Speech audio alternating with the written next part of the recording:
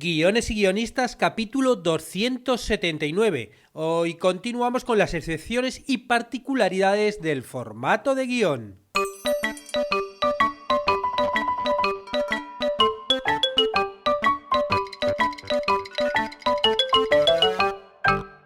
Buenos días a todos, bienvenidos a Guiones y Guionistas, el podcast con el que todos podemos aprender a hacer guiones y en el que el guionista es el rey y la guionista la reina. Cada semana salimos al aire con 2 programas en los que vemos un nuevo elemento, técnica o herramienta para que sepáis más del desestructurado mundo de los guionistas y el formateado arte de los guiones. Como ya vimos en el programa pasado, siempre que escribimos nos surge alguna pregunta, ¿no? Cuando estamos escribiendo nuestros guiones de cómo se escribe esto, cómo se escribe lo otro, ¿no? Bueno, pues es verdad que hay excepciones y particularidades del formato de guión que todos tenemos que conocer.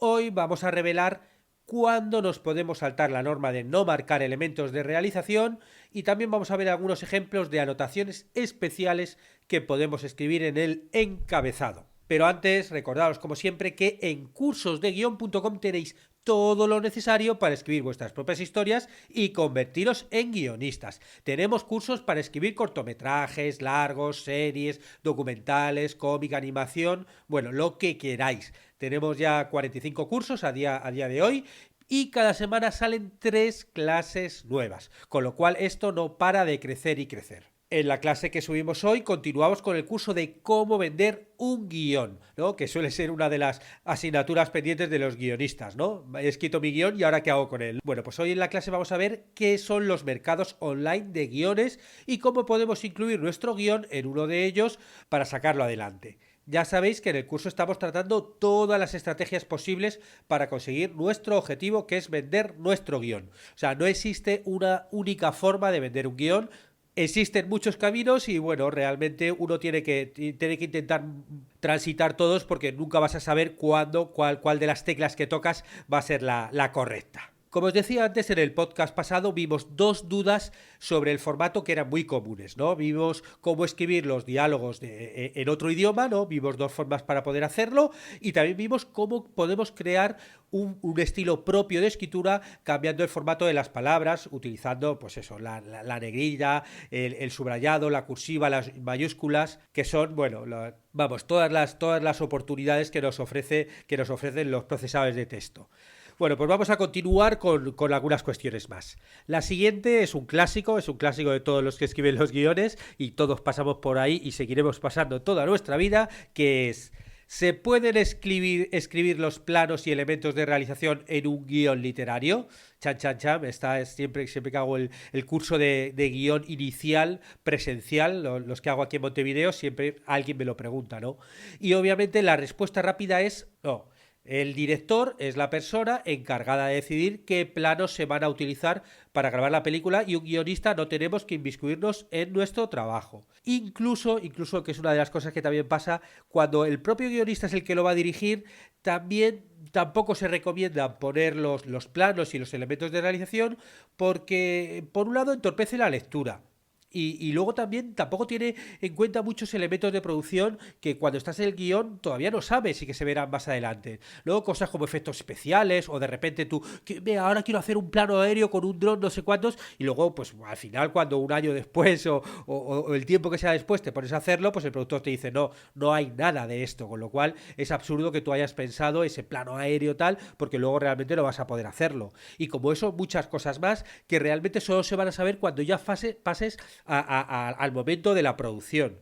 O sea, normalmente ese tipo de cosas es una vez se hace el guión literario, cuando ya pasas el director a realizar, a preparar la película, junto con el ayudante de realización, el director de fotografía. Bueno, ahí es cuando se deciden los planos que se van a tomar, teniendo en cuenta ya, sabiendo también además qué tipo de producción van a hacer, ¿no? Pero hay veces que el guionista sí puede hacer algunas indicaciones que ayuden a entender el punto de vista con el que está escrito la escena, ¿no? Esa expresión visual, porque tenemos que recordar siempre que un guión tiene que hablar en imágenes, con lo cual tú muchas veces vas a querer mostrar cierto punto de vista en la escena, está escrita así y para eso vas a tener que poner algunas indicaciones. Vamos a ver algunos ejemplos para que nos quede un poquito más claro. Los ejemplos los he sacado también de La noche de 12 años, que es una película escrita por Álvaro Brechner y que está basada en el libro Memorias del Calabozo de Mauricio Rosenkopf y Eleuterio Fernández Huidobro, del cual ya hablé en el podcast anterior, con lo cual, si no habéis oído todavía, escuchadlo porque además se complementan muy bien estos dos podcasts. Uno de los ejemplos sería para las transiciones visuales. Os voy a poner un ejemplo de La noche de 12 años. Exterior Calabozo 2 Mujica, granero, viene entre paréntesis, noche, ¿no? Ese sería el encabezado de la escena y luego pone plano detalle de los fuegos artificiales, funde y pone entre paréntesis paso del tiempo a vemos en la soledad de la noche el granero donde está el calabozo. O sea, realmente hay veces como que tú tienes claro cuál es la transición visual entre una escena y otra, ¿no? Otro ejemplo clásico sería el del ojo, ¿no? No sé si recordáis Drácula, la de Coppola, de repente hay un momento que se va al ojo de Drácula, un plano detalle del ojo total, ¿no? Y de ahí en la siguiente escena vemos la luna, ¿no?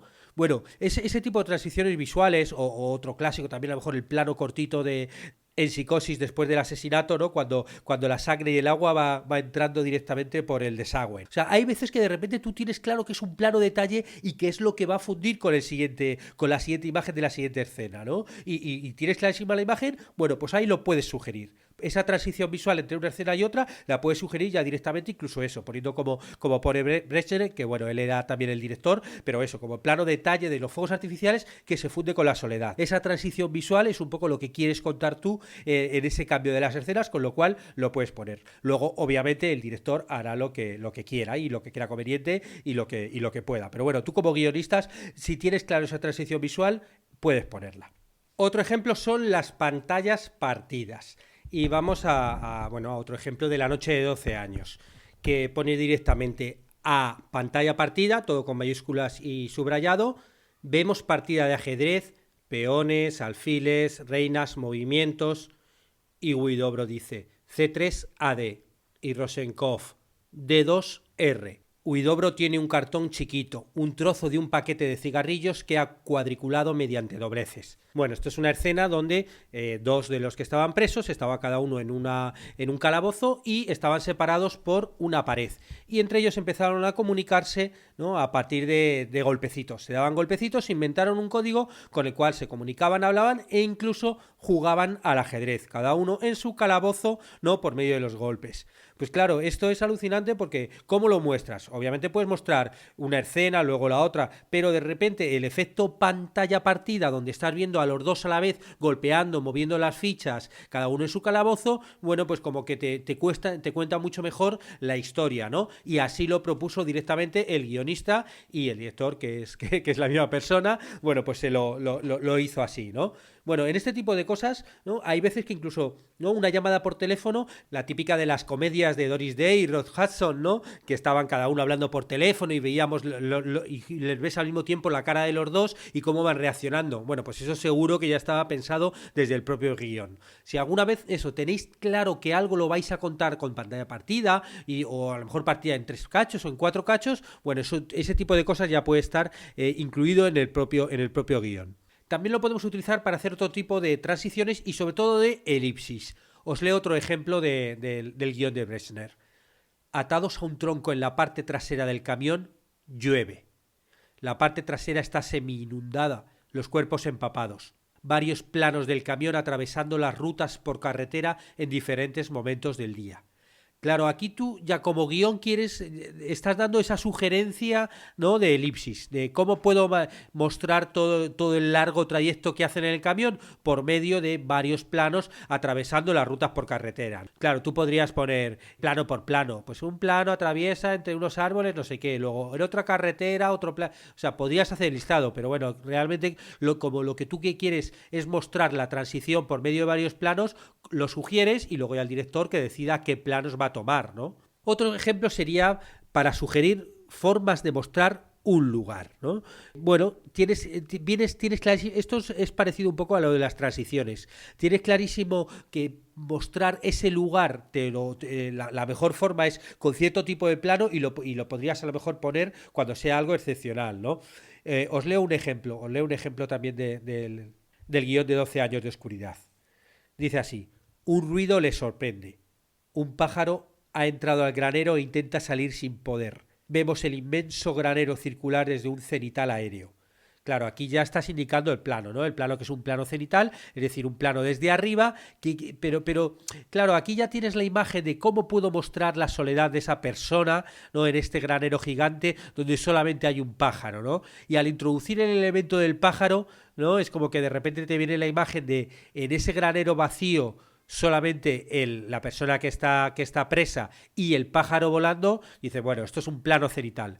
Bueno, pues en algún punto puedes sugerirlo, a lo mejor, como bueno, dándole esa sugerencia al director. Y por último, un ejemplo que sí que se utiliza bastante en los guiones, que es para mostrar el punto de vista de un personaje, que se pone normalmente POV, que es el point of view.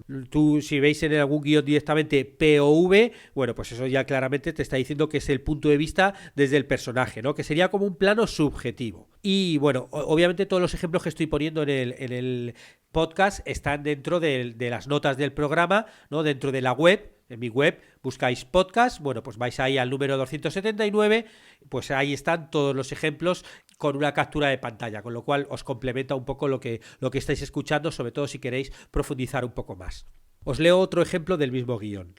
Desde el punto de vista POV, ¿no? Y lo pone entre paréntesis directamente, ¿no? Que es, bueno, la terminología que se utiliza, pues, sobre todo en el lenguaje anglosajón, pero bueno, como sabéis que en el mundo del guión se utiliza...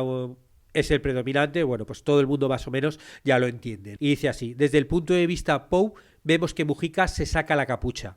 Desesperado, respira profundamente. Bocanadas de aire nuevo. Los tobillos, las piernas hinchadas, la columna vertebral apenas puede sostener la vertical, las muñecas le duelen, las manos han perdido sensibilidad.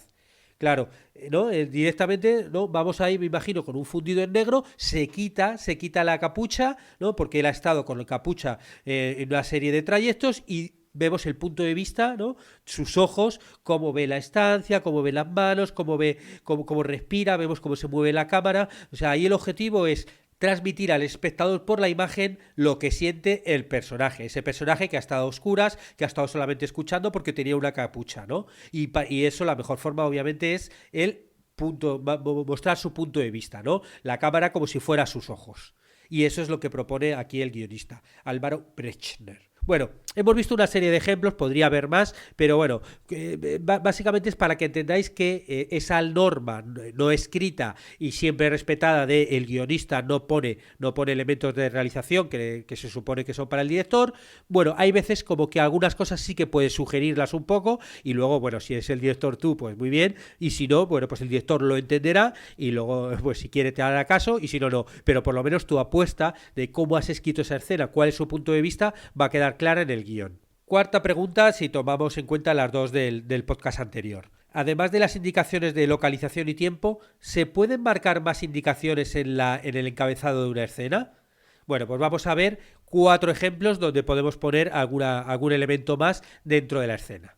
El primero serían las llamadas telefónicas. Existen normalmente, yo creo que de esto ya he hablado en podcast, alguna vez en preguntas y respuestas, pero bueno, como viene al caso, lo repito aquí. Existen 2 formas de escribir una llamada telefónica. Una de ellas es hacer un cambio de escena cada vez que queramos que haya un cambio de interlocutor en la imagen. Es decir, empezamos con un personaje, ¿no?, que le llama por teléfono o él llama por teléfono y le vemos cómo va hablando por teléfono con la descripción de escena, ¿no? Y a la otra persona la escuchamos en off. Voz en off, ¿no? Ahí tenemos la voz en off, un off screen porque no está en pantalla y bueno, vamos escuchándolo y cuando de repente queremos ver al otro personaje, hacemos un cambio de escena. Ponemos la otra escena con su encabezado, con su descripción y vemos al otro personaje de tal forma que el primer personaje va a quedar en off. Y así, si queremos, podemos ir varias veces. De esta forma, claro, es el guionista el que está todo el rato sugiriendo a quién queremos ver y quién va a estar en off, ¿no? ¿Quién va a estar? Hay veces que de repente, ¿por qué habla? Y otras veces vamos a ver cómo él está escuchando las palabras de la otra persona, pero siempre vamos a ver a una persona o a otra y es el guionista el que lo sugiere. La otra forma sería utilizar el término intercut o intercalar en el encabezado directamente. Bueno, también se puede poner en las descripciones, pero bueno, como estamos hablando de cuándo utilizar en el encabezado, una de ellas sería esta, poner directamente en el encabezado intercalar o intercut. Y el encabezado es un encabezado especial porque tiene las dos localizaciones separadas por una barra diagonal. Y porque lo de intercut, bueno, os he dicho que lo puedes poner en el encabezado, pero lo puedes poner perfectamente en las descripciones. O sea, lo que vas a poner en el encabezado mejor va a ser las dos localizaciones separadas por la barra diagonal. Y debajo, ya en descripción, puedes poner, o en el encabezado si quieres, como quieras, pues ya pones ahí el intercut o intercalar. Y os voy a mostrar un ejemplo de In the Loop, la película In the Loop, que dice así, el encabezado pone interior Judy's Flat, ¿no? Como el apartamento de Judith, y luego aparece la barra y interior Washington Airport, ¿no? Nos ha descrito ya los dos lugares. Por un lado, un personaje va a estar en el apartamento de Judy y por el otro personaje va a estar en el aeropuerto de Washington. Y luego ya abajo en descripción pone intercut with Judy in bed in her flat, ¿no? O sea, intercalamos el aeropuerto que ya habíamos visto antes con Judy en su cuarto. Y a partir de ahí, todos los diálogos no hace falta poner voz en off, porque a partir de ahí vas a poner toda la conversación de corrido, ¿no? Ellos ponen, por ejemplo, Judy, what car situation, luego Toby, the airport car, Judy, that's not my job, Toby, y bueno, y continúa la conversación. Y nunca se pone quién está en off y quién no, porque eso luego, la forma de hacerlo, obviamente el director es grabar las dos conversaciones, cada una en su localización, y después decidir el montaje junto con el editor que estás viendo en cada momento. Y todo esto lo has marcado en el encabezado poniendo las dos localizaciones a la vez. Yo ya dije una vez que a mí me gusta más ponerlo de la otra forma porque así como guionista voy diciendo qué es lo que se ve en cada momento en lugar de dejarle ese trabajo al director, pero bueno, existen las dos formas y como eso os lo cuento. El siguiente punto serían los cambios de época, ¿no? El siguiente punto que podemos poner extra en un encabezado. Si en la película hay cambios de época, se pueden mostrar en los encabezados de las escenas. Se pueden, incluso viene bien, ¿no? Por ejemplo, en la película El curioso caso de Benjamin Button. Aquí, bueno, os pongo en la web 3 ejemplos, pero bueno, os lo voy leyendo. Uno de ellos dice, interior workshop below the Cloudmaker's home, night 1918, ¿no? En el propio encabezado nos está diciendo que pasa en 1918. Luego en la escena 151, pues igual, exterior de Nolan House, New Orleans, Twilight, 1945. Y luego en la escena 264, exterior, Street, New Orleans, Night, 1980. O sea, como es una película que pasa a lo largo de varias épocas, entonces conviene directamente en los propios encabezados dejar claro qué época está en cada momento, ¿no? Esto, por ejemplo, también lo vemos en el Ministerio del Tiempo, ¿no? La serie El Ministerio del Tiempo, bueno, pues como hay una serie de comandos que viajan en el tiempo, bueno, pues entonces está poniendo siempre qué escenas pasan en la actualidad y qué escenas pasan en la otra época y te pone la fecha de la otra época. Eso es lo importante, ¿no? Obviamente, si tú es una escena que pasa en la actualidad, es absurdo ponerlo, ¿no? O si de repente hay un pequeño flashback, bueno, a lo mejor puedes poner, bueno, o en el flashback, ¿no? Pero no vas a estar poniendo todos los encabezados cuando pasa, ¿no? Eso pasa si realmente es eso, es una película pues, donde hay muchos cambios de época y entonces sí puede ayudar. Esto de todas formas siempre, yo a los alumnos presenciales y a vosotros también os lo digo, siempre tenéis que pensar de la forma, intentar utilizar el sentido común. ¿Cómo puedo contar yo esto para que el lector del guión lo vaya a entender de una forma mejor, ¿no? Y bueno, y pues lo pones. Si crees que se va a entender mejor, pues lo pones, ¿no? Mejor pasarte y ponerlo para que quede más claro a de repente no poner nada, dar por hecho que se va a entender el cambio de época por medio de las descripciones, porque eso es como más, bueno... Hay veces que a lo mejor es lo que buscas, ¿no? Porque buscas esa especie de confusión, ¿no? En una película como Boyhood, ¿no? Que el guión se hizo a lo largo de 12 años, no te ponen el guión cuando pasas de una época a otra, ¿no? Grababan grababan unas semanas al año y luego se fue uniendo todo, pero tú lees el guión y ahí no te ponen qué semanas al año están pasadas, porque luego esa especie como de continuidad también pasa en la película, sobre todo cuando es más pequeño, estás viendo la película y pasa de una escena a otra que a lo mejor ha pasado un año y no te cuentan un año después y no hay ninguna, simplemente hay veces que ya se nota porque el niño crece, pero a los primeros años como que te vas dando cuenta un poco por el contexto, no lo evidencian, porque bueno, eso es un poco el objetivo del director, ¿no? Mostrar esa imagen de paso de tiempo, ¿no? En cierta continuidad. El siguiente elemento serían los cambios de imagen, es decir, si hay dos tipos de tratamiento de la imagen en la película, se puede indicar en el encabezado de cada escena, como por ejemplo hace Memento. Memento, por un lado, te diferencia las escenas que en el encabezado te pone interior, por ejemplo, interior de Electric House Day, y luego te pone, como entre comillas, color sequence, ¿no? Las escenas que son en color, que son las escenas que pasan en presente, que bueno, nunca es en presente porque bueno, como está contado al revés, pero bueno, toda esa trama está contada en color.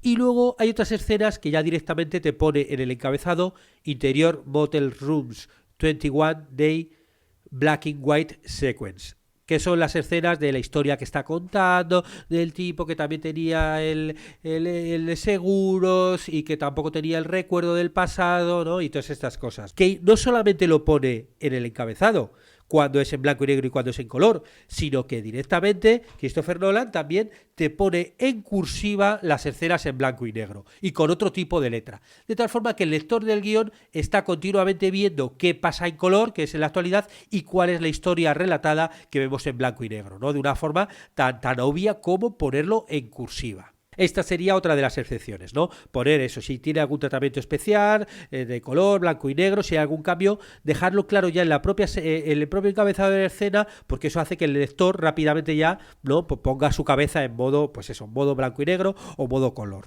Y el último ejemplo sería cómo mostrar, por ejemplo, flashback, fantasías, sueños, ¿no? Tú puedes directamente, hay varias formas de poner flashback, ¿no?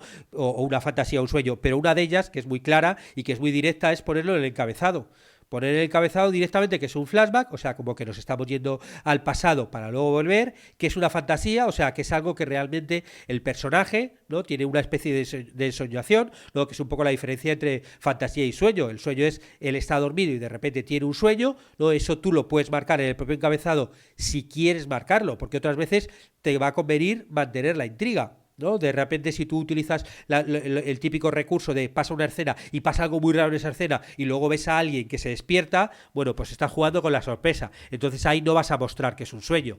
Ahí vas a dejar que el espectador se lleve toda la sorpresa de ¿qué está pasando eso? Qué raro, ¿no? Y luego, pumba, se despierta y era un sueño. Entonces ahí te va a convenir no marcarlo. Pero otras veces sí, otras veces vas a querer dejar claro que es un sueño, ¿no? Que está la persona durmiendo y ve eso, o que es una fantasía, es decir, que es una ensoñación, que es algo que esa persona, aunque esté despierta, pues de repente tiene la típica fantasía o imaginación, ¿no? Y todo este tipo de cosas las podemos marcar ya en el encabezado, si queremos. Y en la web os he traído un ejemplo del piloto de Cómo conocí a vuestro padre, ¿no? Que, bueno, durante esta famosa serie, que es Cómo conocí a vuestra madre, bueno, pues no sé, cuando llevaban 3 o 4 temporadas, de repente se plantearon hacer un spin-off de Cómo conocí a vuestro padre, ¿no?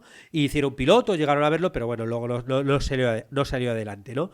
Bueno, pues en el ejemplo pone Interior Kitchen Day Fantasy. Y luego pone incluso Fantasy Border Around the Frame. O sea, como ya directamente te muestran por imagen que es una fantasía, ¿no? Están mezclando un poco, no solamente lo ponen arriba, sino que ya por imagen están evidenciando, no estamos hablando de una sitcom, de una comedia, y claro, como que ya evidencian que están haciendo una fantasía.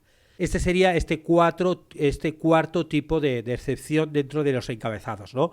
Poner un flashback, fantasía o sueño. Con esto terminamos este podcast de excepciones y particularidades de formato de guión. También os recuerdo que uno de estos 45 cursos que hay a día de hoy en la plataforma para cuando os suscribís es el de curso de formato de guión, donde vemos estos ejemplos y otros ejemplos y dejamos claro que escribir en encabezado, en personaje, en acción, ¿no? En paréntesis o acotaciones. O sea, bueno, la típica cosa que todos los guionistas tenemos que tener más o menos claro, porque bueno, incluso en muchos guiones profesionales se ven personas personas bueno, guionistas que los escriben o que lo escribimos de otra forma, pero bueno, si lo escribís de otra forma, que sea porque vosotros decidís hacerlo, no porque no conocéis cuáles son las normas. Si pensáis que este podcast puede ser útil a alguien, nada, contárselo boca a boca, ¿no? Si conocéis a gente que quiera aprender a escribir guiones, y bueno, también podéis obviamente suscribiros a Spotify, que eso ayuda a que me posicione mejor, o hacer comentarios en iTunes, iVoox o YouTube, que siempre se agradecen. Muchas gracias a los que os suscribís a los cursos de guión o contratáis las consultorías y mentorías con vuestros proyectos, vuestros guiones, porque, bueno, gracias a ese sustento económico ayudáis a que este podcast se mantenga y salga semana tras semana. Estaremos juntos los martes y jueves con nuevas técnicas, estrategias y análisis para que aprendamos entre todos a ser mejores guionistas. ¡Hasta pronto!